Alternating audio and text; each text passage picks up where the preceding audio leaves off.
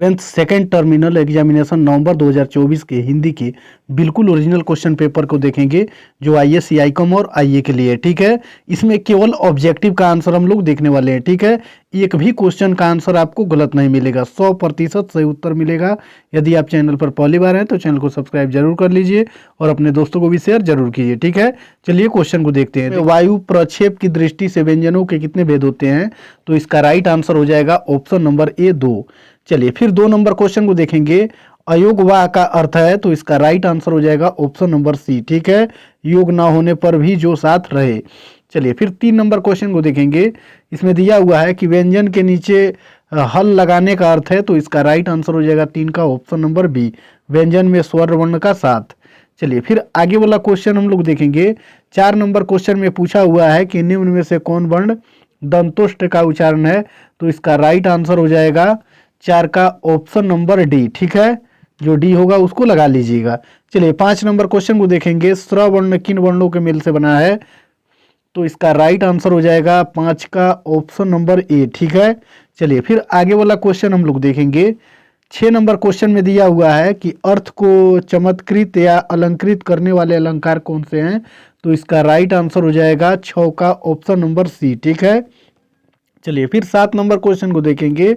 दोहा कैसा छंद है? तो 7 का right answer option number B लगा लीजिएगा। ठीक है, क्वेश्चन को देखेंगे। शब्द के जिस व्यापार से मुख्य और लक्ष्य अर्थ से भिन्न अर्थ की प्रतीत हो उसे कौन शब्द शक्ति कहते हैं? तो इसका राइट आंसर हो जाएगा 8 का ऑप्शन नंबर डी। ठीक है, व्यंजना। चलिए फिर 9 नंबर क्वेश्चन को देखेंगे। श्रृंगार रस का अस्थाई भाव है, तो 9 का राइट आंसर हो जाएगा option number A Rati. 10 question को देखेंगे। निम्न में से कौन शुद्ध वाक्य है? तो इसका right answer option number A हो जाएगा, मेरा नाम श्री राकेश कुमार जी है। ठीक है, चलिए फिर आगे वाला क्वेश्चन हम लोग देखेंगे। 11 नंबर क्वेश्चन में पूछा हुआ है कि तुम जाओ, यह किस वाक्य का उदाहरण है? तो 11 का right answer option number B हो जाएगा, आज्ञावाचक वाक्य। 12 नंबर क्वेश्चन में पूछा हुआ है कि प्रसून किसका पर्यायवाची शब्द है? तो 12 का right answer option number C हो जाएगा, फूल का। चलिए फिर 13 नंबर क्वेश्चन को देखेंगे। इसमें दिया हुआ है कि गुलर का फूल होना मुहावरे का अर्थ है, तो इसका राइट आंसर हो जाएगा ऑप्शन नंबर डी, लापता होना। फिर 14 नंबर क्वेश्चन को देखेंगे। इसमें पूछा हुआ है कि ऐतिहासिक शब्द का विलोम है, तो इसका राइट आंसर 14 का ऑप्शन नंबर सी हो जाएगा, अनैतिहासिक। चलिए फिर आगे वाला क्वेश्चन हम लोग देखेंगे। 15 नंबर क्वेश्चन में पूछा हुआ है कि प्रत्युपकार शब्द में कौन समास है? तो इसका राइट आंसर 15 का ऑप्शन नंबर डी हो जाएगा, अव्ययीभाव समास। फिर 16 नंबर क्वेश्चन में देखेंगे। निम्न में से कौन शीर्षक पाठ NCERT की कक्षा 11 की पुस्तक वितान से आपकी पाठ्य पुस्तक में सभार संकलित है? तो इसका राइट आंसर 16 का हो जाएगा, ऑप्शन नंबर ए। चलिए फिर आगे वाला 17 नंबर क्वेश्चन को देखेंगे। चलचित्र शीर्षक पाठ की विधा है, तो इसका राइट आंसर 17 का होगा, ऑप्शन नंबर बी, कहानी। चलिए फिर आगे वाला क्वेश्चन हम लोग देखेंगे। 18 नंबर क्वेश्चन में पूछा हुआ है कि भोला पासवान शास्त्री का जन्म किस राज्य में हुआ था? तो 18 का right answer option number C हो जाएगा, बिहार में।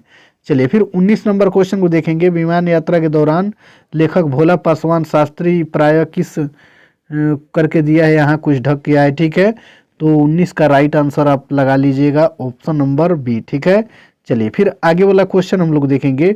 20 नंबर क्वेश्चन में है झंकार शीर्षक पाठ के रचनाकार हैं, तो 20 का right answer option number B होगा। ठीक है, मैथिली शरण गुप्त। इस नंबर क्वेश्चन को देखेंगे। निम्न में से किस शीर्षक पाठ में राष्ट्रीयता, देश प्रति व जातीयता उत्थान के लिए अंतर्व्यथा की झलक दिखाई पड़ती है? तो 21 का राइट आंसर हो जाएगा, ऑप्शन नंबर डी। ठीक है, भारत दुर्दशा में। 22 नंबर क्वेश्चन में पाठ्य पुस्तक में संकलित साहजोबाई के प्रथम पद में ईश्वर के किस रूप का बखान है? तो 22 का right answer option number D हो जाएगा, विकराल रूप का। चलिए फिर आगे वाला क्वेश्चन हम लोग देखेंगे।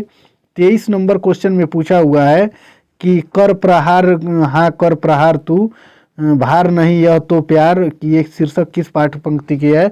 तो इसका राइट आंसर हो जाएगा, ऑप्शन नंबर 23 का बी। ठीक है, तोड़ती पत्थर। चलिए फिर 24 नंबर क्वेश्चन को देखेंगे। भारत दुर्दशा शीर्षक पाठ में भारतेंदु भारत की दुर्दशा ना देख पाने की स्थिति में सबको क्यों आमंत्रित करते हैं? तो 24 का right answer option number B हो जाएगा, रोने के लिए। चलिए फिर 25 नंबर क्वेश्चन को देखेंगे।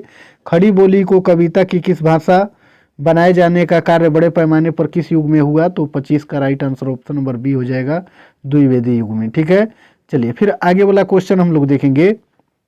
26 नंबर क्वेश्चन में दिया हुआ है कि कवि मैथिली गुप्त आघातों की चिंता किए बिना किसको ऊंचा उठाने की बात करते हैं?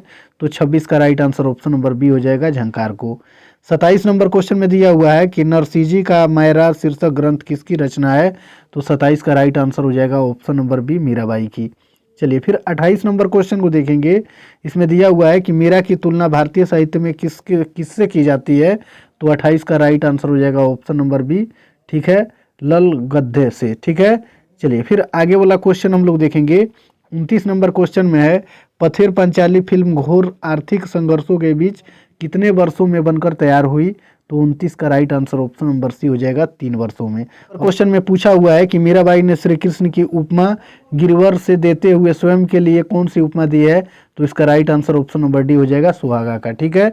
इसके बाद वाला वीडियो में मैं पूरा सब्जेक्टिव का आंसर डाल दूंगा, तो चैनल को सब्सक्राइब जरूर कर लीजिए और अपने दोस्तों को भी शेयर जरूर कीजिए।